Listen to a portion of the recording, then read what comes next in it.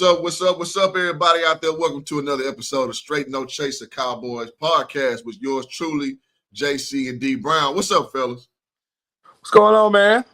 It's another week in paradise. It's better than the Cowboys. I'm doing better than them. 20 game. What's up, man? What up, man? Man, in the building. Yes, sir. As always. We watch these NFL games, man, for teams jockeying for playoff position and or maybe great quarterback play. Today's Cowboy game has neither of those. So again, not to minimize it, man, but yet and still, and looking forward to it. You know what I'm saying? That's the thing about an NFL football game, man. You never know what can happen, man. Some really cool shit can happen. You know what I'm saying? That's what it's come to for me. You know what I'm saying? From the Cowboys' perspective, for sure. Exactly. Yeah. And y'all, house cleaning, y'all hit that like button the way in. That's the only cost of admission. Listen, man, I know the Cowboys are down bad, but guess what, man? Every Sunday, you're going to see these bright faces up here talking that Cowboy content like no one else can do it. What's April says? You fucked this up. What up, April? You're right. Let us count the ways. If you lying, April, if you lying, you flying. And I take it you got 2 feet on the ground right now. So, all right, man. So let's get into it. All right, y'all. So as we know, Cowboys did Cowboy-like things and dropped a swing game. Because this game could be, if we're looking at this from a half glass full perspective, we'd be 6-7, marching on the door of the dreaded 8-8. Well, possibly 9-8 with the extended game, 18th week now. But we'd be looking at Cowboy mediocrity trending towards playoffs. But since not, as we know, and we kind of all predicted that the Bengals would put points on the board, not in the fashion they did, but they still listen. At the end of the day, you look at the box score, it looked like they did their thing. Now, Cowboys did fight in there, but as we always know, noodle arm rush gonna do noodle arm rush things. But anyway, listen, man, Rico putting up a Bill 31, 7.3 yards per carry. A tote, man. My guy, Rico. Talk to me, man. Thoughts, concerns didn't Vegas nail this shit? Wasn't it Bengals minus 6.5? Like, 5.5? Yeah, man. Like they nailed it again, right? Just a pervasive feeling going in that like the old throw the records out. Right. You know what I'm saying? Right. And like you just kind of knew. You had that feeling. All of us picked within 7 to 10 points. A Bengals win, right? And you knew, like, God, I wish they had a proposition because, like, I'm a horrible gambler. I don't gamble. You know what I'm saying? I just, it ruins the experience for me, man. But like, I wish they had a prop bet, right? Like after the Bengals got, the fumbled blocked punt, right? What would that? What could you have gotten on? Was Cincinnati going to score? Right. I would have bet my life and all my possessions, like just all in. You know what I'm saying? I mean, seriously. You just kind of knew that was what was going to happen, man. But that's, as we say so many times, man, that's the 2024 Dallas Cowboys. Yep. Yeah. And speaking on that play, let me say this real quick. Thoughts about Micah Parsons kind of saying shit and just, kind of getting that walking off the field a little early thing, man. Is there anything to read to that? Or is that kind of just Michael being Michael? I feel for him. Yeah, Micah being Micah. I feel for the guy, man. Yeah, I think that's a competitive thing, man, because like we talked about the last few weeks, to their credit, the Cowboys defense has actually played, pretty well, given all better. Yeah, played a lot better. They have fought their asses off. You've got to give them that. For sure. And just like even in my on my own on page on Facebook, when I the SOB prediction, the standing on business prediction, that the game pretty much went like I thought it, almost exactly like I described it would. A game Cowboys team would fight their asses off, but it wouldn't be enough. I didn't think they generate enough offense. I don't think they couldn't generate enough offense, against a team that was going to score. Now, were they gifted? Did they last a little bit longer? Yeah. And that was due to the Cowboys defense and a lot having to do with Parsons in that group. So I get it, man. I mean, we talked about it too on this show. I mean, we've all been athletes in a capacity, and it's like when you put on a uniform and you go out there and compete. I mean, shit, you want to win, and he is about as competitive as it gets. And even with this season being the trash season that it's been, that glimmer, we all find, I know Cliff, you did it, Joe, you did, I know I did it. You find that glimmer for that competition, or the competition of hope, right? It's like you said to lead the show, Cliff. This is a whole different conversation going into this Panthers game if you get that one. Mm-hmm. And that game was there to be had. And to lose it in that fashion, it's like, man, this season's been trash. Do you expect the Cowboys to do anything on the wing and the prayer? That was a very slim playoff chance? No, absolutely not. But, in the end, you don't want to be there sitting there. It's like, man, y'all had this, crappy ass season and you didn't make the playoffs.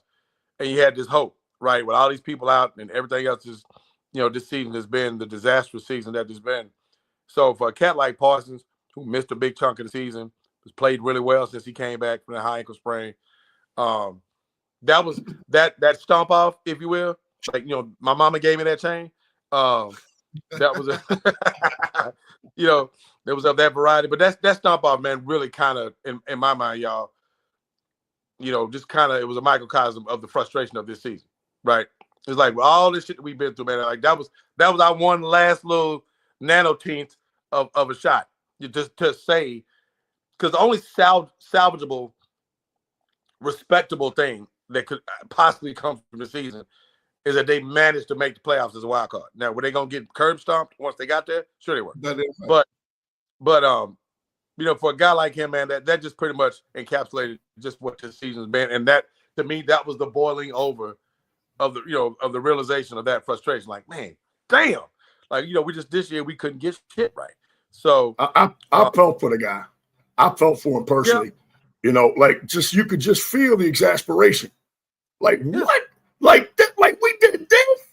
This is what we did. This is what we do right now. So here, like you could just feel it, man. I felt, and I don't know if there were any. Good morning to you too. I don't know if there was other stuff said afterwards, podcast or whatever. I really don't care, but I really felt his pain at that point in time, and so as bad as the game was, to me, I take that as a good thing, because I felt exactly like he did, like, damn, we're going to go out like this. It's the worst way to go out. And I think what DB said is absolutely true, man, before I throw it back to Cliff. We've talked about draft position, team tank, and all that kind of stuff, man. Look, I would have loved, I know, and you're right. And so, exactly, I get it. I get what you're saying. But I as DB said, I would have loved to look at this steaming pile of a season, right? Pull back on it and say, wow, man, they rallied, and they went 10-7 and they showed, some pride. They showed a little bit of pride there, and what they were doing, man. I mean, it's a very, and I hate to say it, but I will again, it's a very Steeler-esque, Baltimore-esque way of saying, fuck your draft position. All right. We are a football team and we play to win games, and I think it would have said something about them. What do you take from that going forward? Who knows? All right. And I think, again, we can get into this the further that we go. More draft talk and stuff will come up naturally. Right. I think this is an unbelievably unique draft in terms of the number of quarterbacks and the teams that are drafting high that do not need quarterbacks. Okay. So, you're going to be in a spot where, you're not going to get Hunter, you're not going to get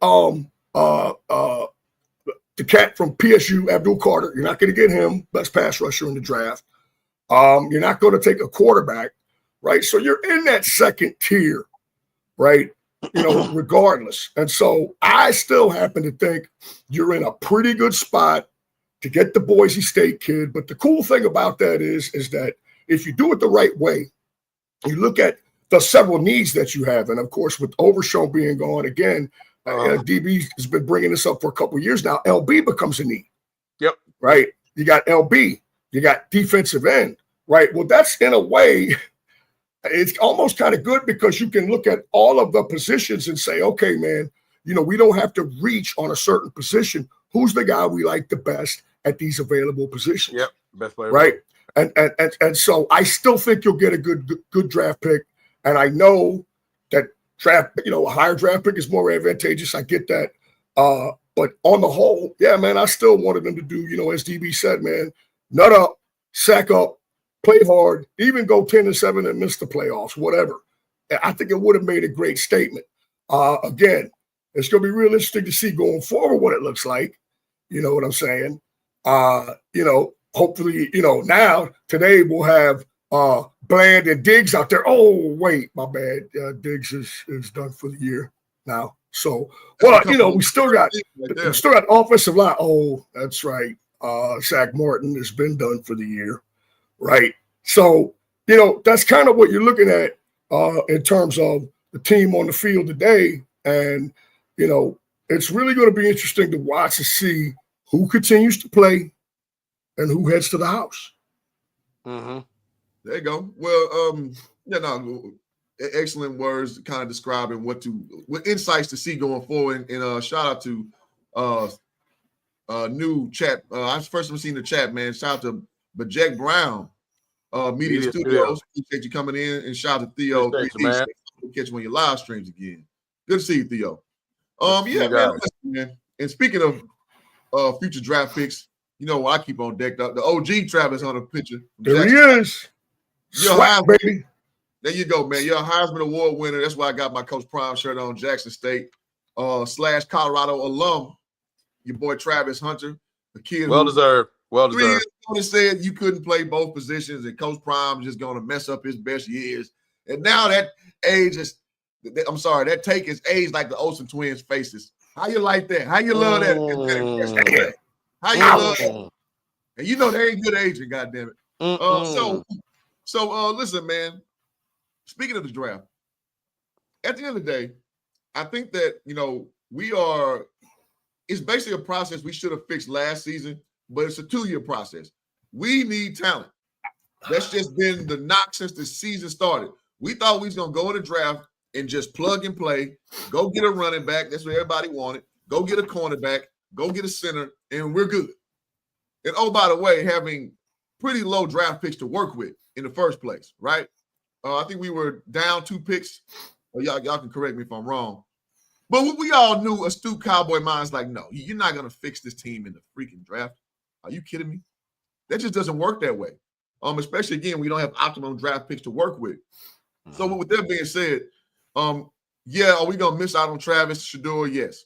We Ray Charles can tell you that. However, like you said, chance to hit on the Gentry kid, we'll see. Chance to hit on like these linebacker positions that we need at a premium, some O-line positions we need at a premium. I think secondary, we're fine. We go get a safety. This is our time to go scoop some talent up. I think there's a lot of wide receiver talent in this draft as well that we can come try to shore up too. So I don't think it's a bad thing. Again, I want Travis. That's the ultimate prize. But obviously, if you ain't picking number 1, you ain't getting him. So, it is what it is. So I think this season may be a blessing in disguise because going back to week 1, I didn't see any sizzle on this team to begin with. It was more the same. We're trying to plug and play at these key positions. You bring in Dalvin Cook, kind of, sort of. I think so, maybe, right?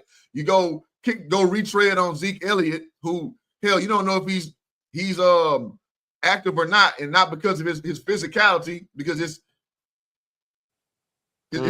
muscle up here that he can't get right. We've been seeing this since 2016, right? So it's like, this season to me was never anything to take a lot from, but I am optimistic about next year getting Dak healthy, finding the coaching situation, getting Trevon Diggs back, getting Tank back. So, listen, man, all is not lost. Excuse me. Sorry, I got a little sick. All is not lost in the grand scheme of things, but that's why I was saying Tank for Travis like week 3. Because I knew, like, this ain't the year, man. This ain't the year.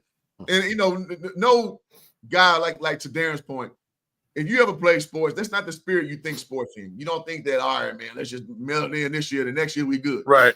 Not the spirit we live in as an athlete. However, from a water cooler specialist like your boy, that's how I always saw this endeavor, man. Especially when Dak went down, I was like, yeah, I'm good for waiting on next year. So I'll leave that where that is there. And let me say this too, man. Y'all been showing love on the likes, man. I appreciate that. Y'all hit that like button if y'all like the content. Man. Keep that up. Only right here, Straight No Chaser Cowboys podcast. With D Brown, man. I know Joe Burrow is your boy, been an LSU guy, man. What were your takeaways from his performance last week? Masterful. He's he's arguably it's weird. It's really weird that team will likely not make the playoffs. Mm-hmm. As good as he's been individually, right? He's not having a good season. He's not having a great season. He is having a masterful season, and you don't see season performances like that. And a team is, a sub 500 team like that. It's like when that 1 year Romo had 100 quarterback rating and they went 8-8. I'm like, man, you can't draw that shit up. There's no way that ever happens. Yeah. And it's the same thing with Burrow. But and also it's for the same reason they have a historically bad defense. Exactly, which that's what the Cowboys had when Romo had that 100 passer rating. Yep. That's it. That Denver game crystallized at that point when they lost to Peyton Manning, the Denver. Yeah. Scores 50-something to 48. Yeah. 51-40. Yeah, I was at that game. It was nuts. Yeah. That was an insane game. Yeah, balled out. But man, I was listening to Aikman on the broadcast, and clearly Troy Aikman has the same affinity for Joe Burrow as I do, and maybe even a little bit more, having been being a Hall of Fame quarterback. But man, like just some of the stuff he was highlighting that you see, man, because they were getting good pressure on him. The Dallas's defense was, and just like, man, his ability to just get the ball out of his hand with anticipation is as good as anybody's in the league, bro. But you could see that even when he's coming out of LSU in 2019, and he's just gotten even better. It's just his ability to get up in the pocket. And like I said, the Cowboys defense, man, really didn't have anything to hang their head about in terms of an effort, against a quarterback that good. But it's just like I said, even in my SOB prediction, this game was a really easy one, probably the easiest one to call in terms of a win-loss, Dallas win, because this thing was going to come down. Yeah, the Bengals have a horrific defense, which is to undermine a season like that from a quarterback that great is almost criminal, because you never know what happens year to year.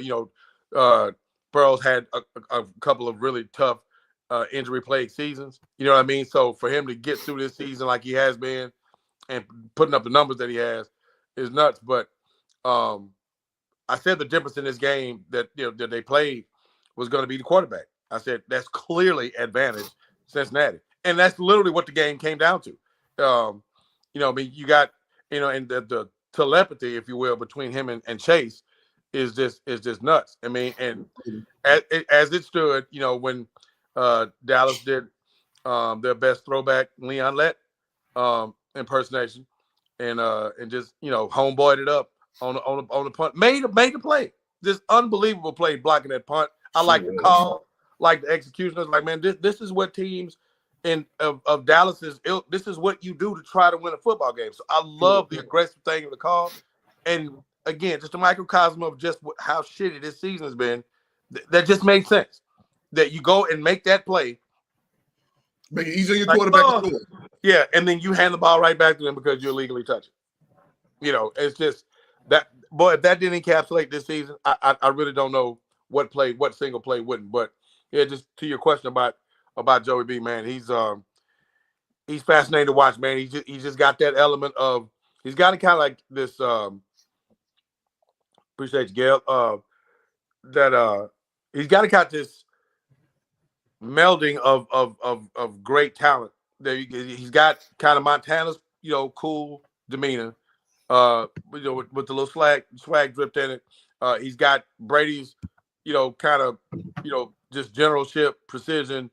Okay, this is the moment, where we make the play and we do the right thing at the right time. I mean, he's just got a nice little mix of so many different. And he can spin it like Rodgers, and the dude can spin it like Aaron Rodgers. By the way, he's got a really good arm, right? Really good. He's been throwing dudes open since LSU. That's what's so impressive. In the middle of the field. That's what's so impressive about him. In the middle of the field. That's winning football. Yep. That's what that is. That's how you win. Give Cooper Rush throwing nobody open, man. Throwing nobody open. Well, 50-50 ball, bro. Well, yeah. I mean, it depends on how you view the P for K ball. I mean, if you just, you spiral it up there and give it that Brian Anger hang time, right? And it seems like either the receiver's open or the opposing safety's open. Well, one of them some bitches is coming down with the ball. But that's right. People like completions. They like to see things happen no matter who catches the ball, right? So, but man, and one thing, man, before we move off this game, as I extol the greatness of one of my favorites, Joey Burrow. Man, I hated it for Rico. I mean, man, Rico ran his ball game ass off, man. And give shout out to the offensive line, man, because we watched enough football to know, man. When the backs got it going, he got that kind of energy, and the way Rico was finishing runs and getting extra yards, man. And he ends with a nearly 7.5 a game. I mean, 7.5 a total, clip for the game. Set another career high, from the week previous, a $131. The offensive line, they get into that. You can see that energy blocking for the guy, man, and they had it going. So that goes back to the Micah Parsons frustration thing. It's like, man, you fought your butt off against. And there's no shame in saying this because it's the truth. You fought your butt off against a team that had the far superior quarterback, right? Mm-hmm. And here you were in the game. And I mean, not only in the game, but the game was there. The game was there to be won, right? I mean, you did all the right things, and it took that one, just mind-numbing brain fart of a moment, and it just all goes away. And of course, poetically, you hit Jamar Chase 40-something yards down the sideline. That only made sense. Ball game and whatever glimmer of hope for this season is over right there. As soon as he scored a touchdown, that was it. So I'll tell you what it felt like. It felt like twice when we gave Aaron Rodgers the ball with too much time. Like you knew it was over. Yeah. It felt like 100%. That's a great call.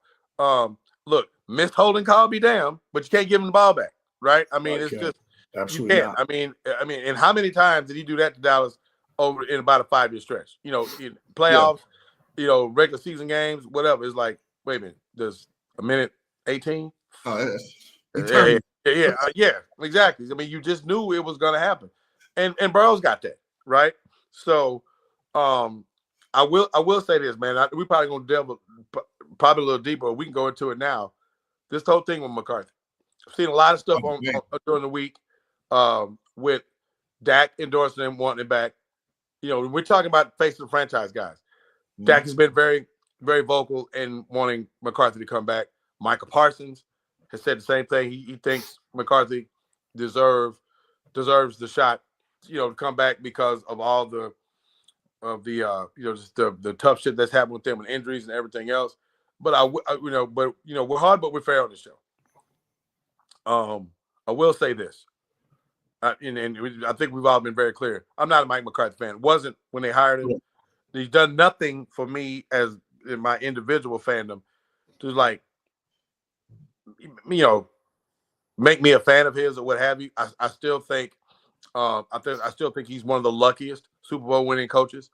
I know his resume and his numbers and his winning and what have you are what they are, but that man had some extraordinary teams that I think underachieved on his watch in Green Bay. And the 15-1 outfit that got rolled at home in the first round. A generational talent in Aaron Rodgers in his prime was the winning in spite of, because we've seen 5 years, and I personally don't want to see any more of it. His piss poor game management, piss poor game feel on making critical calls to put his teams in positions to win, or in a lot of times in his case, positions to, lose the game, right? I mean, he's done that. So, but with that said, man, there's a belief in that room when the face of your franchise guys are standing up for him. And I will say this also is that this team, they have not quit. Now we'll see what happens today in Carolina, because who knows, between the way they lost that game and then the absolute just shank to the lungs of the DeMarvion Overshown news. Man, I don't know, man. I was in here just with a pit, just sick to my stomach, like that was my kid, right? I knew it was bad when they replayed the injury and how he was in that awkward position. The guy came down on him or what have you, and just the pain he was in when he's walking off. But man, just to hear the severity of that injury, and now we're talking about him coming back in 26. The injury is that bad. For those of you who didn't see it, towards ACL, PCL, and MCL. This after tearing the ACL on the opposite knee in preseason.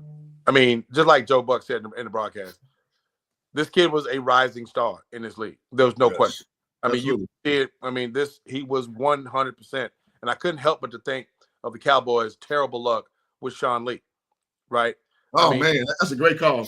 It's a great call. I thought about that. It's like, man, because if we're gonna stay, real with it, this is a kid that's coming, that you're not asking him to come back from ACLs on both knees and a PCL, MCL injury on this current injury.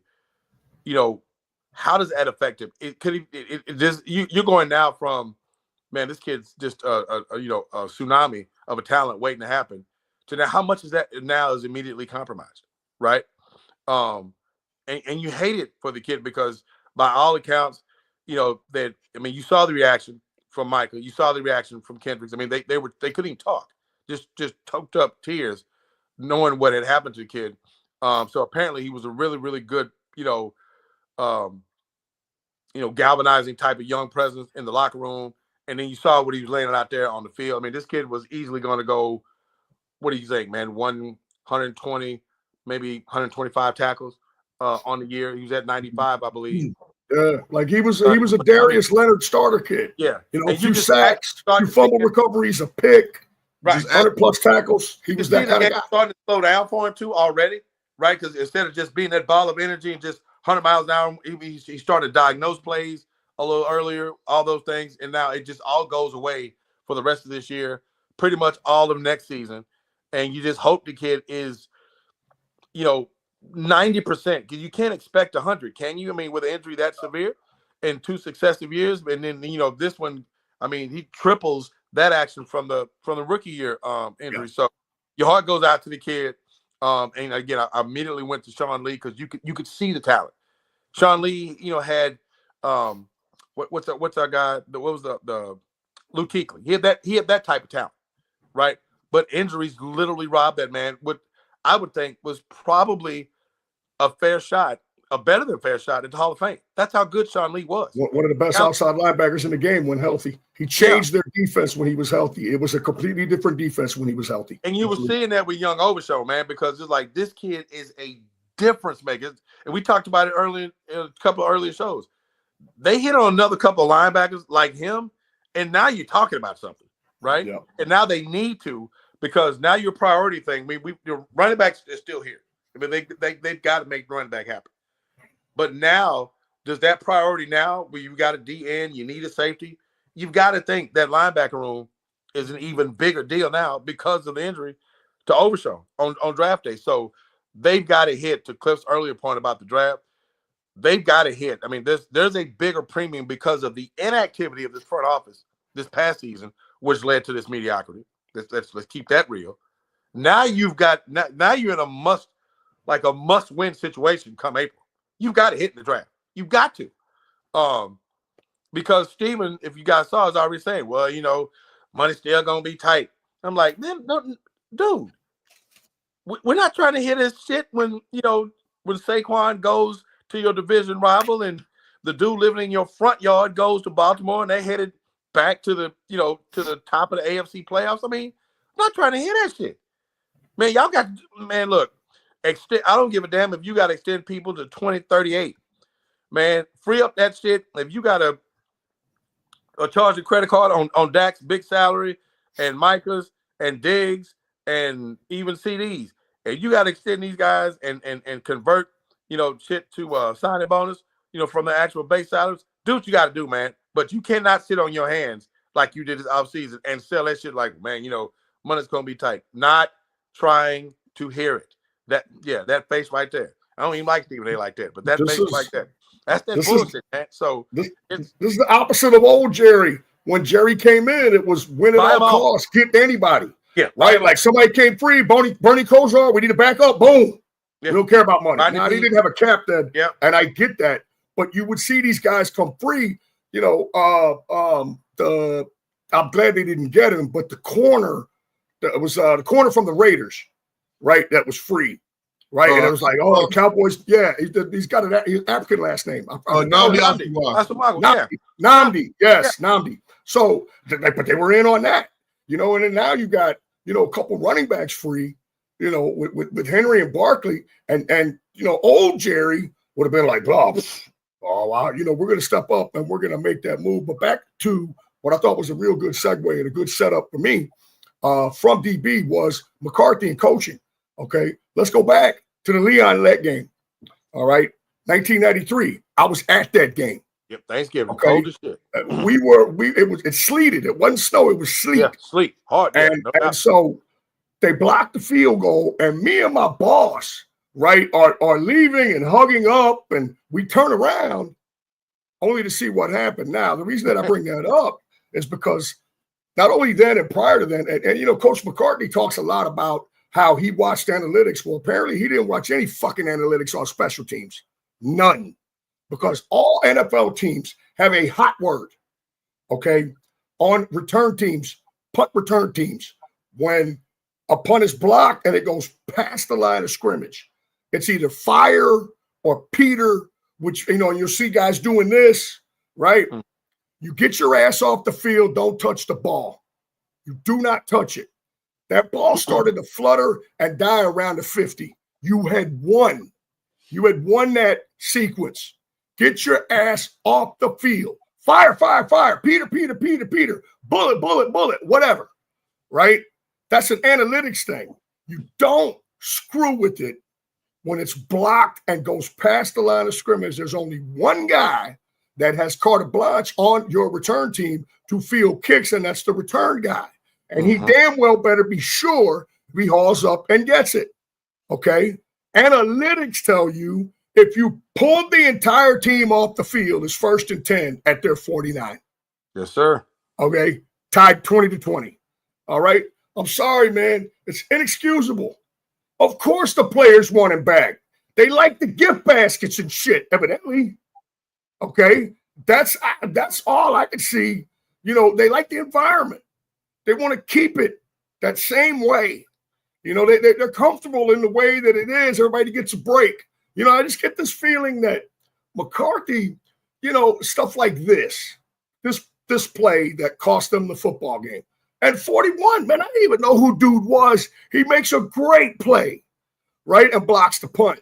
And then the next thing you know, they're showing him, and he's like this. Oh, my God. And I'm like, you feel for the guy, right? Damn, we just did that. We're going to get it at midfield, okay, and going in, all right, to take the lead, right? And this happens.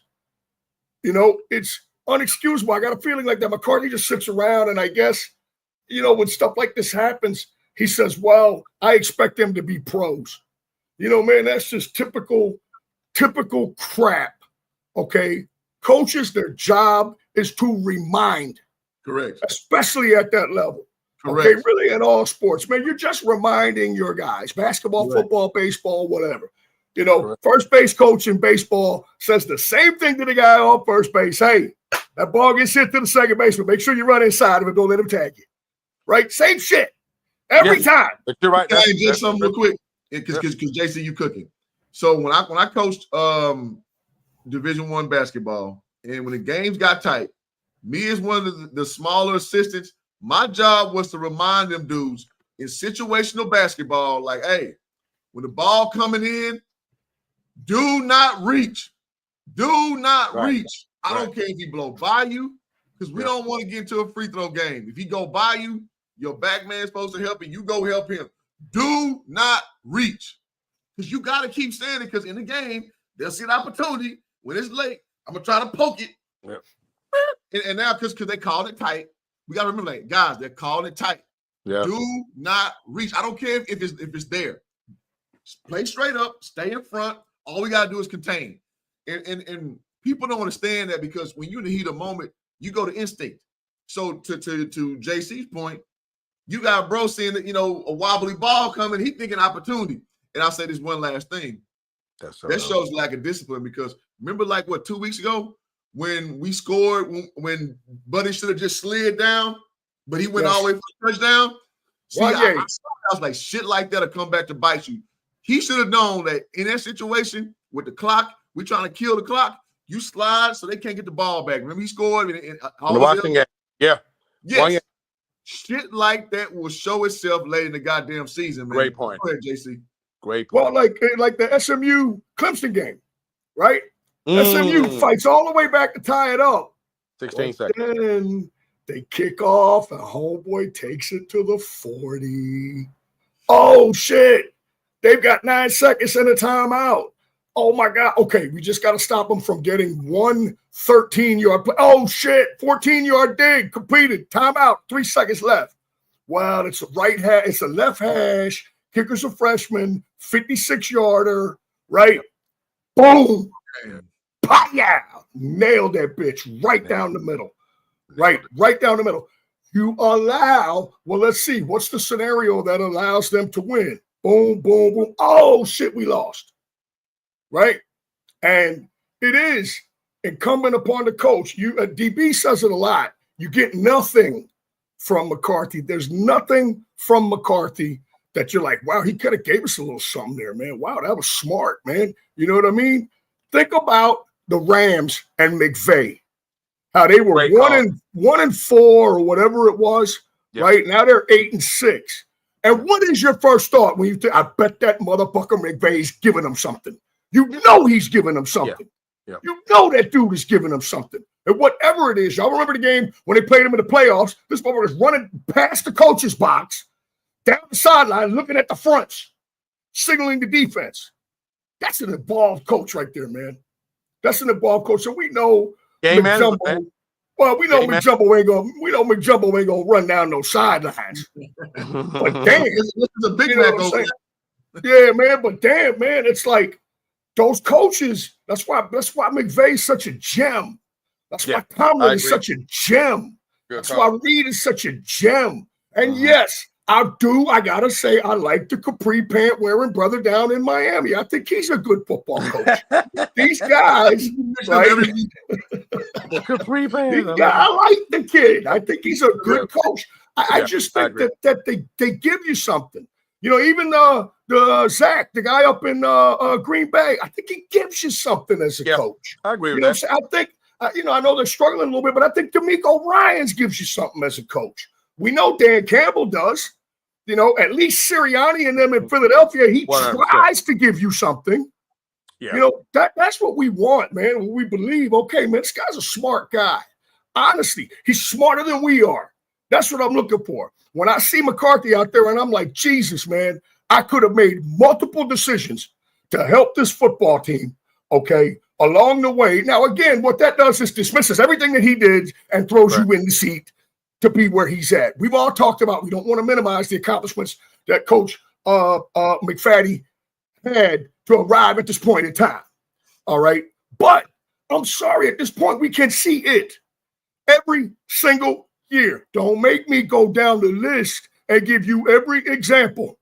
Right. 2020, failure to challenge field goal. 2021, Coach Pro games him out of a timeout. All right. Every single year, you're like, man, this cost them a chance to win. Now you got to execute, but pro teams execute in those situations when you do the right thing and you're constantly dropping dimes on your team. Boom, I set us up. Let's go. Pros will finish those plays and sequences. Right. But you got to get there to get the opportunity. I'm sorry, man. We're the Cowboys, okay? They are the Cowboys, all right? I don't play for the team. I'm just a fan. They are the Cowboys. Why? And I will leave it at this, and I want to get y'all's input for sure. Why can't we have a really good football coach here? When we go after great players, why can't we have we all know why. We all know why. I was going to say, but Cliff's got to get to work. We don't have that much time. There he is. Buff Jerry. Of the listing of reasons that's attached to the dynamic in the front office and the coach piece. But man, you asked that question that leads me to the question I want to ask you guys when it happened, and for those of you in the chat. And big tip of the cap to Polomites. I appreciate the love. That's hilarious commentary. That was awesome. Perfect evolution of beard growth. That is such greatness. That's a man. Appreciate the love though. Shout out to Polar Rice on the Twitch side. That's man. Good stuff. Good stuff, man. So here's the question I had for you guys, man. It's perfect that you cooked on those points about the coaching, Joey. Is this what was you guys' take when as it relates from the Cowboy perspective? What was you guys' feeling when Belichick took the UNC job? Man, a dream come true, and this motherfucker's from New York and shit. Like, he's growing up in New York, right? You know, he's hanging out with Roger Staubach and shit, right? You know, going all these cool shits with his dad and everything. And all of a sudden, man, I always wanted to be the North Carolina head coach. A dream come true. Look, get the F out of here. But I will say this. It's going to be interesting. You know what I'm saying? And I guess it kind of shows that the desire for him wasn't really there in the NFL, which I would have thought he would have got one more go around somewhere. For real. I mean, damn, with the retread set up. But all I can say is, man, him and that UIL stuff. Oh, real quick fun fact before I throw it to you guys. Vince McMahon's grandson is a freshman DB at North Carolina. That's interesting. Shane McMahon's son. Right? Now, Shane McMahon's other son is a running back for Indiana. Also, I did not know that. Wow. Right? Isn't that a cool ass stat right there? Little bit of trivia for you over here, guys. I love it. Come on now. You kind of can't wait to see what happens, though. You got to admit, right? Yeah, but and you're right. I love the McMahon Nuggets, but you know, when I heard his comments about always wanting to be a college coach. Now, I'll say this from the Cowboys perspective, which is why I wanted to, with you guys' input, Cliff, I want you to throw yours in here as well. Yep. I was disappointed as shit. I was really hoping that was where the worm was turning because of where this team is as it relates to the guys that they're locked into, right? What does Belichick, he's 72 years old, I get that. Yeah, all the other dynamic around him, with the 25-year-old girlfriend and all that shit. good on him. But what does Bill Belichick get? I'm telling you, it's a perfect tie-in. You talking about you named a list of coaches that give you something, right?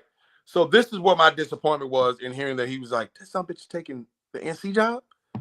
I would have been disappointed if he had taken another job in NFL, but the fact that he's completely off the board. Press conference and all, it was like a big deflator for me because this team, as presently constructed, and what they're committed to financially. So Stephen Jones this morning, I saw this. Can't imagine Micah being anywhere else. So they're gonna make that commitment to that deal, which they should. Right, which they should. So you're locked in. Your leadership, the guys that you're gonna roll with, Dak, CD, Micah. And Diggs, right? Those are your long money guys. Okay, solid guys to roll with if you're gonna roll. If that's your leadership. Zach Martin's probably retiring, right? So, but those are your guys. So what do you do now? Who's the one guy that you talking about a plug and play clip? That to me, that was the one guy with where this thing is, and that's still front line of the league talent that you're committed to. So what do they lack? For these 12-5 seasons of McCarthy? Discipline. Yeah. Right? They lack discipline. They lack situational awareness, game feel, game management, game planning week to week for that opponent. The ability, because of his GM-like acumen and identifying the talent in a player that we may not exactly know by name per se, but how many years do we see it in New England where he was like, who is that dude? Like, who the fuck was Julian Edelman? Correct. Right? Julian Edelman, you know what I'm saying? Like, who was that guy? I mean, all these guys that you saw that he was responsible for bringing in to the New England Patriots, and that team wasn't the same iteration year in and year out. Some teams, they were a big offensive team. Some years, they were big defensive presence, right? You're on mute, Joey. You're on mute. You're on mute. So, my bad. All those running backs that he brought in, that they plugged and played. Right. Didn't matter who they were, big, small. He brought in guys, and the shit worked every time. Right, and that those teams were never stacked with first round draft picks of offensive linemen. Yet their offensive line was as solid and as efficient every year. Logan Mankins was the only first-round pick on the whole bunch. Logan Mankins, the only first-round pick out of the whole bunch. So that was my disappointment. Space was extremely low every time, too. Correct. So to me, he was not just because of the name. It ties into what you guys were talking about from different perspectives in terms of all is not lost, the talent that's here, what have you. And then, Joe, you brought up coaches that give you something. And you did a terrific job of actually naming and listing those coaches that do those exact things for their teams. I would add Mike Tomlin, right? Correct.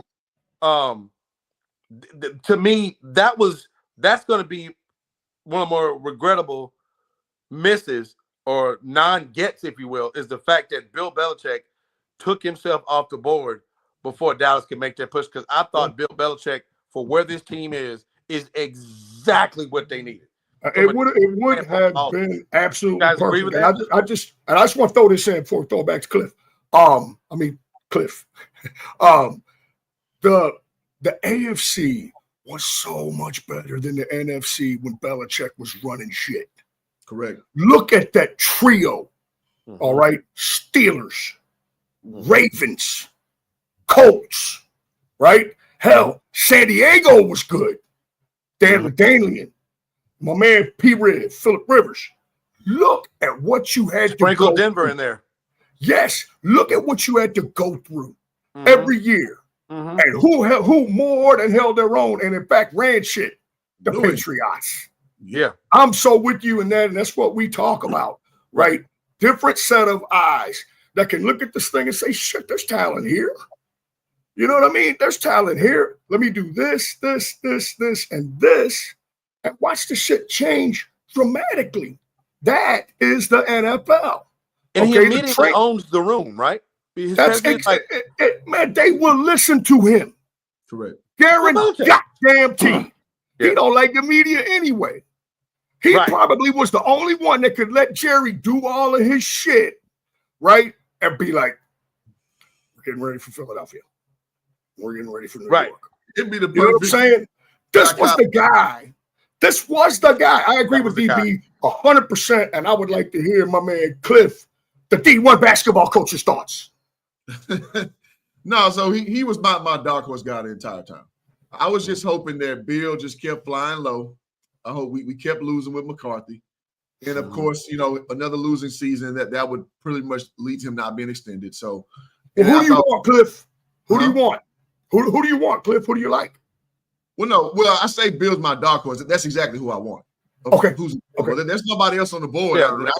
Yeah. So it just was a perfect because Mike Vrabel. There's nobody else on the board. I guess. There's nobody clamoring for Vrabel right now either. No, I know. Same shit. Right. So Bill, like you said, it's a perfect scenario because he's been kind of humbled by being shown the door by New England. He's had a year to kind of take off and recalibrate some things. He's hungry. He's hungry. And like you said, you're on a team with top down, probably the most talent he's ever seen. So he can come in there. It's just Facts. Bill's never had, for nothing, somebody remind me, maybe 2007 Patriots, we can probably argue that team had top down talent like that. Obviously, add Moss in there. And Gronk. Yeah. And Gronk, baby Gronk, when he's coming to his own. But from a top-down standpoint, listen, Jerry has put the teams out there. It's just the fact that we talked about the minutia. These teams are undisciplined. How many times have we seen Dallas 3rd and 6 and they do a little dump off, and we stop them, but we hit him out of bounds too. 5 more yards tacked on, first down, ball game over, right? We just, I think he corrects all that type shit. Correct. Yes. Done. He's on the right side of every decision you need to be on the right side of, at least. Correct. He doesn't screw it up. He'd be the perfect cleanup because, again, he kind of had his mea culpa, in New England, so he's coming with less ego. So now, you got to kind of deal within the margins. Like you said, he's the zen to Jerry Jones's yin to his yang. Because he doesn't talk. Well, Hey, remember when Parcells flirted with the Alabama job? Yeah, and then Jerry said, whoa. Flew the jet in Jersey. Yeah, Gruden tried the same shit with Notre Dame. Because Gruden, if y'all ever watched the Monday night games, right? Like when Romo would play, Gruden would be like, I like this Romo. He's a gunslinger. I'd love to get a chance to work with this Tony Romo. I'd love to get a chance to coach this kid, angling for the Cowboy job. Yep. Right? Now, so if nobody else is interested, all right, Atlanta already turned him down. And, come on, man, we know there ain't supposed to be back channels, man, but fuck that, there are back channels. Right? And Parcells and Gerald, they have each other's phone number on speed dial, right? You would think that there would be, like with Parcells, I'm going to Alabama. Then Jerry said, hey, got a pro job for you here, right? It's like, that's all you had to say, right? You know what I'm saying, right? You had to know that Jerry, I don't give a shit about rules. Jerry had an opportunity to go, hey, Bill, hey, listen, we're going to ride this thing out. Don't do anything stupid, okay? We're going to ride this thing out, and we're going to reconnoiter at the end of the year. All right? We're going to get back together, and we're going to get this done. I would have loved to have seen it. Even if it didn't work, okay, I would have loved to have at least seen it because it makes so much sense in terms of what we've talked about. When you have this much talent, sometimes the message grows stale from the head coach, okay? And so clearly – you bring someone in that doesn't, hand out fucking gift baskets from Bed Bath & Beyond and shit, all right? That's like, hey, that's not my deal, all right? You know what I'm saying? It's about business. You light a fire one of these guys. Hey, man, we will be a smart football team. We will not do it to ourselves. You know what I'm saying? I would have loved to have seen it. And again, as Cliff said, who's left? Right. And not only from you got to go the assistant route. An assistant has questions coming in. I don't give a shit who they are. Not the Cowboys, nope. They have questions. Not for this team. This Johnson guy up in Detroit, who is an excellent football coach, by the way. Don't get it twisted. He's an assistant. They're all going to be like, all right, man, let's see what you have to say. Maybe, maybe not. Whereas with Belichick, it's, man, they're going to listen. Yeah. And from a pure X's and O's thing, before we, I guess, talk briefly about the game today. Oh God, he's brilliant defensively. There's nobody better. Nobody better than him defensively. That's another fit. That's exactly where I was going. Just on the X's and O's piece of it. I mean, what's been not our gripe? What's been the glaring weakness is run defense, right? Do you think Dallas's run defense gets shored up with Bill Belichick? He's the best at that. You know what I'm saying? I mean, nobody better. Short yardage situation. Around the goal line. The play calling. Like I said, the special teams piece, right? I mean, there was across the board, and that's why that press conference and that announcement was such a kick in the ass for me. It was like, man, he could not be the more perfect candidate for what this iteration needs. It wasn't like a Dan Campbell situation because Dan Campbell literally went to ground zero. I mean, he went to Detroit. They had to build the towers back because the motherfuckers were no longer there. I mean, he had nothing to work with, and it now built. In my mind, the team I think that wins the Super Bowl, to be honest with you. So, and built it from ground up. I've got Detroit taking it. So, but that the iteration and where Detroit was as a franchise and as a team, they were devoid of talent.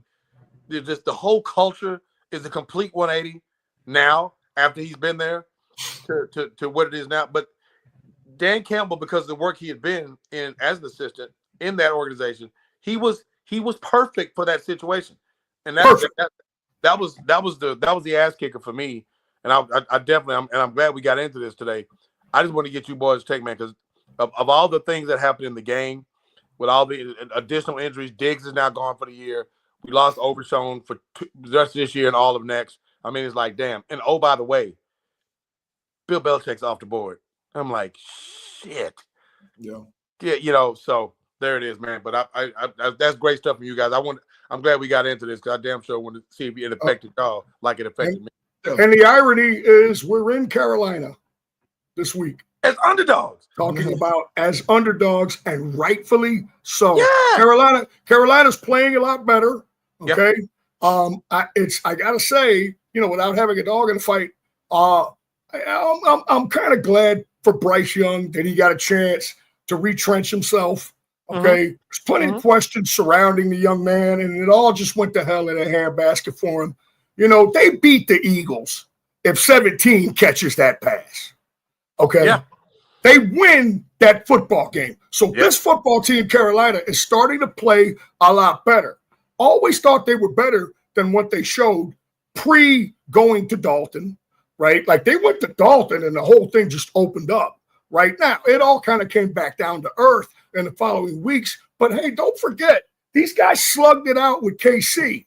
Now, I know everybody slugs it out with KC, but there's still something to be said for that. And they would have won that Eagles game, which, again, just as an aside, look, I used to live in Philly, okay? All hatred aside, the Eagles are a fucking fraud. They're a fraud. All of the flowers that they're getting right now, Barkley is the by God man. Barkley's the by God man. Love and respect him. Love and respect that organization in terms of respect for their professionalism and their commitment to excellence and how good they are. I don't care. It's a mirage. That record's a mirage. They were beatable. I know it doesn't look that way when they played the Cowboys. Man, the Cowboys had 5 sacks in the first half. That's a beatable football team. Oh, yeah. Carolina came out and they handled business and should have won that game. Number 17, Leggett, you're a pro. You got to make that freaking catch. Yeah. Okay? That wins them the ball game. Now, you still got to see what's going on, when the Eagles get the ball back. But that, to me, is really their Achilles heel. I like Jalen Hurts a lot. He's a Houston guy, partially Houston guys. He went through the drama of, playing quarterback for Saban, which that's a baptism of fire enough. But him being a precision guy and leading them back, I don't see it. I don't see him as that kind of quarterback. They can't win with him. They have proven that. And he was very good in the Super Bowl. Okay? I don't want to hate on the guy. But when we start getting down to nut-cutting time, there's other guys that I trust more, to get the job done. You get the playoffs, everybody can run, everybody can stop the run. All right? So it comes down to quarterbacks. Again, they're having a great season, but eminently beatable. But hey, Carolina played with them. Carolina's playing a lot of young guys. And speaking of coaches that I like the Carolina coach. I actually like the guy. I think he's a bright guy. They're kind of going through some things, okay? And they're going to get they're going to get a real high draft pick. It's probably going to be Hunter. I think that's going to help the franchise. And so I think it's going to be a real tight game today. Real tight game. Well, and then listen, man, at the end of the day, Carolina, their consistency is that they can still run the ball with Chuba Hubbard. They still I like that kid a lot. Yeah. So I think he came out with Oklahoma State. Yeah, they were saying they were going to trade him. They were never going to trade him. They like the kid. They're not stupid. Kids, and he's been the silent consistency. Like you said, they went to Dalton early because not knowing with Bryce Young. It's even like, pro worthy. Him and Richardson, man, it's been like a conundrum with them two dudes, man. It's like I've never seen such a high draft, two high draft picks with absolutely zero faith in the franchise. From going out there and just let them take their lumps and go out there and learn. It's like both of them got the plug pulled on them. I know Richard got hurt a little bit early, but neither franchise had trust him. I'm like, why the hell did you pick him? But anyway, so, but like you said, Carolina's been the ultimate hang-around team. So last week, losing within a score, you look at things like that. And the same thing was my same, premise of speaking about last week about, playing against Bengals. They've been hanging around with everybody and putting up these numbers. So that led to me knowing how that game was going to go. And it went pretty much how I thought. The coach has got to play it hard. Right. So here's my thing. Here's a conundrum with Carolina. Are they trying to stick to that Travis Hunter game changer? Or are they going to go out there and play? Because, listen, Carolina at home is 2-5. Good point. They're not a great home team. Even though the numbers say that they're going to win this game, we're 4-2 on the road. This is kind of what we do. So listen, great point. If I'm up top, I'm like wink, wink, nudge, nudge. Yo, we got 3 more weeks of this damn season. Hey, trust the process, as they would say in Philadelphia on the basketball side. So I wonder if you'll see some, like, watching Bryce develop, because you want him to develop. You want him to be quarterback in the future. But at the same time, are you going to kind of call it a little conservatively to kind of keep that draft stock in order? So those kind of things play into in tandem as I look at this game. Now, they got to build this confidence too. I think you're absolutely right, Cliff. They got to build this confidence too. They can't go fucking slap happy and get crazy with them. They do got to build this confidence, and playing conservatively does keep the team tank option open. Yeah, well, man, when you draft a quarterback, number 1 overall, he's your franchise guy, the high, first round draft pick. In this case, number 1 overall. Bro, that's the biggest 5-year dice roll in sports. Absolutely. Because if you miss, and we've seen some glorious misses or inglorious. Chicago. Chicago. We've seen some glorious, the Jets. Chicago. Yeah, Cleveland. We've list of names. We've seen some glorious the Browns. And it's set the Giants. Yeah, exactly. The Dane's on out of there. We've seen even Washington. We've seen what that does to a franchise. It literally sets your franchise back if you miss that guy 5 years minimum. That's a whole nother reset, because you've got to have the trigger man. If he's decent, you got to even give him the decent. Takes precedence over everything else in building your football team. You got to have that quarterback. Now, you can't go get a franchise left tackle. You can't draft a franchise left corner or a pass rusher. You have to draft that quarterback, and you already burned that capital. Yeah. So I love the point. I didn't even think about that, Clip. That's a great point, because, man, you've got an opportunity here to augment your investment, right? And that you need to do. They need to build this guy up. So what better way to do that than go get the guy to help? Man, it's what Cincinnati did. I think Cincinnati was brilliant in the maneuverings that they did. To not only go get Joe Burrow some help on the outside, they went and got his road from LSU. Yeah. Like, you just literally set your franchise up for the next 10 years. And it seemed like they wanted them to pick someone else. Right, yeah. And he was like, nah, he wanted to go with his guy Chase. So what they did was they maneuvered back because Panay Sewell. It was Sewell that they were considering. It was and brilliant. They pulled it back, later to get a really solid talent there. But in that maneuvering, they still got the O-line talent that they needed.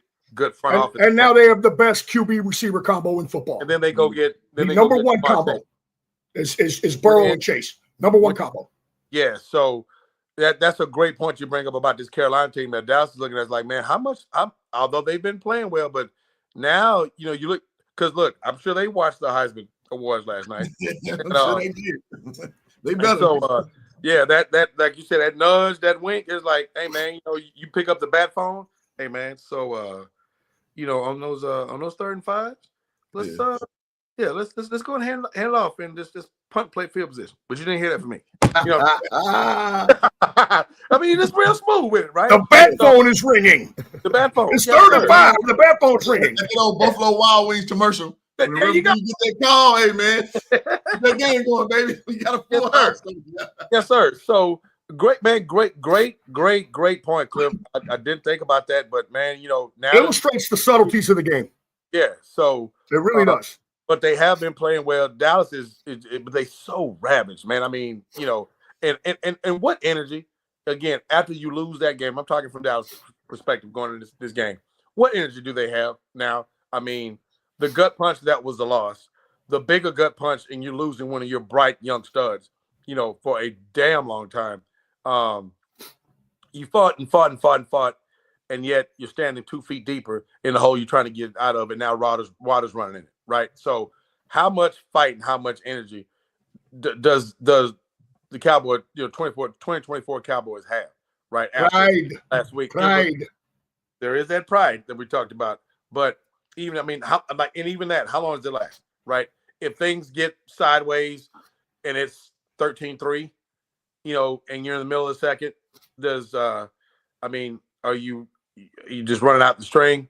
Are you getting this? Let's go, guys. I mean, are we doing that deal for the rest of the game with like nothing really there? Because at some point, and we've all seen it as athletes, we've all seen it as observers, you check out. Right here. That moment when it seemed like every single thing you're doing to turn the thing around, even slightly in your favor, doesn't work, and you end up in a worse situation than you started, which is what's happened to Dallas. That the path of least resistance to checking out gets that much shorter, right? So that's kind of why I think, and talking about how I think this game will go. If Dallas sees any early adversity, I think they're cooked, right? Mentally. I mean, and you want to be, you talk about being a pro and all those things, but could you blame them? I mean, given that how this thing has really gone from training camp, right? And then all the mountain and the whole big avalanche of shit that's happened up until now, including, last week's, injury to Overshown and the way they lost that game. That's why even with the bat phone in play, I still think Dallas loses this game. I think it's a tight one. I think it's what was the Thursday night extravaganza? What, 16-12 or something like that? And so I'm thinking something along those lines. I think our guy Aubrey, nails a few from, deep 40 to mid 50s. He probably lays about 3 or 4 of those. And I think, Dallas probably drops this one. Like, matter of fact, I'm going to go with the very ugly. I'll go ahead and put it out there now. 17-12, Carolina. And that's so crazy because I've been thinking 17-13, and I love what you're talking about when guys decide to quote unquote head to the house. All right, let's go with a little basketball reference there, man. Before the Lake Show made various moves, okay, after they had gotten Shaq, there was a quote unquote rumor out there that at one point late in the season under Dale Harris, when Mickey Van Exel was still with the team, that they all got together and everybody on me, everybody on 3, 1, 2, 3, Cancun, right? Like they were straight ready to head to the house. You know what I'm saying? Tea times and plane reservations, baby. Right. You know what I mean? So I think that's really going to be interesting to see, and you can see it, you feel it in the team, when you see the defensive guys walking off the field with the horrible Tony Romo body language, right? After a big play by the offense, and it's like, damn, they checked out, like, all right, I'm gonna head out. You know what I mean? Right? Like it's done. Don't fire on the bench. Everybody's looking at the big board. Yep. And that happens with NFL teams late in the season. You get a lot of these games, man, and it doesn't even matter what they look like on paper. Who's got something to play for. Okay. And so you're really asking yourself that, in this football game. Again, I keep coming back to Micah. I think he always feels like he has something to play for. And I think this is so weird, right? Because I have all these memories, right? Because I'm old, right? I can remember in I want to say 2011, 2012, somewhere in there, man. The Cowboys are going up to Carolina and they're pretty much out of it. Right, and DeMarcus Ware had 4 sacks and a couple of forced fumbles. I remember that, right? And I loved, as a Cowboy fan, and I loved DeMarcus Ware, right? And as a Cowboy fan, I'm loving it, and I'm like, yeah, we're into the game, we're pulling for him to win, and I think that Micah is that kind of guy. That being said, I have to go along the lines of DB again. We're very close in scores. We did not commiserate off the show, but I'll say 17-13. And just as an aside, and watching that, a friend of mine that's been watching the podcast and last week, she was telling me, she was like, you got to stop going to your nose. You got to stop doing that. You got to stop with the sniffling, right? And then I noticed my man Cliff, right? Obviously, there's something in the air. Yeah, Cliff is doing a little bit of sniffling too. You know what I'm saying? Right? Like, you're trying to watch that, man. But again, that's why I've been going to the, you get that little still shot. Incognito mode. Yeah, you got that little still shot, right? My hair's all fried, I'm flexing, right? You know what I'm saying? So I can go to my nose, right? It's almost like, man, it seems like, like I'm coked out of my gourd or something, man. And like I'm not. It's been decades since I've got down like that. But damn, I ain't never the sniffling and the eye watering and the sneezing, I'd almost rather be coked out of my gourd than to deal with this right now, man, with the weather. But hey, 17-13, Cowboys lose this one to Carolina. And I think, I think it's going to be despite the records, man, we're all real football fans here. I think it's going to be a pretty good game, man. I think there's going to be some excitement there, man. It's going to be a pretty good game. I like it. And I'll end with this, man. One thing about Carolina, it's been like a tale of two seasons, man. When you look at the complexity of their whole season, you see up until the New Orleans Saints Part 2 game, where they lost 23-22, they lost by double-digit scores from inception, which is the Saints 47-10, all the way down to the Broncos of 28-14. So in the middle of that, 40-7 Commanders lost. 38-20 lost to the Falcons. 36-10 lost to the Bears. God damn it. Damn. And the Falcons too? Bro, that's embarrassing. That is embarrassing. And the Saints? 34 lost to the Bengals. 26-3 lost to the Chargers. So up until they kind of ride the ship, this team is a two-score lost team. Now here's the deal. After they beat the Saints to 23-22, they beat the Giants next week 20-17. They lose to the Chiefs, the games that we aforementioned earlier, 30-27. Bucks, they lose 26-23. Eagles, they lost last week 22-16. So this team has been fighting. Yep. They're a one-score to victory or loss team, which worries me because they don't have an ability. They don't lack the ability to put up 20+ a game. So what that tells me, their bad stretch wasn't as bad as the Cowboys' bad stretch. Correct. Think about that. Correct. And it was early though when they had the quarterback controversy, which is kind of understandable, right? Mm-hmm. Now you kind of got your franchise guy back at the helm. You try to kick the Andy Dalton tires as many teams have tried in the last 4 years, right? So I actually think, man, that they're going to put up about 23. I think we're going to be a day late, dollar short. 16. The Cowboys special. We're not scoring 3 touchdowns in a ball game. Not happening. I predict a touchdown and 3 Aubrey field goals, and that's pretty much going to be our night. So yes, that puts us at 16-23 Carolina Panthers when they probably should be in this game. That's solid. I think we're all on the same song of shitty music with the Cowboys' just inability to put up points. 20 was my magic number. Even last week, they scored exactly that. They'll get close, a couple of possessions, one of which they'll not execute on. Brandon Aubrey comes in, he'll kick one from deep. They just kind of piddle around between the 20s and just don't have the ability to finish. But yeah, I like where your logic was on that. With Carolina. So, well, guys, yeah, man, another great show, man. A little worse than next week, a little better than last week. Listen, man, and shout out to Gail tonight, man, the best moderator out there in the game. Appreciate you, Gail. Please do that. Please do that. Yeah, man. So great show, gentlemen. My God. Always straight, no chasing. Always. Dallas Cowboys fan for life. Go Cowboys. Yes, sir, man. For better or worse, mostly worse. Good, bad, and terrible. I'm still with it. America's team. It's great show, man. Appreciate you, bro. Thank you, man. Appreciate you, Will. Thank you, bro. Appreciate you.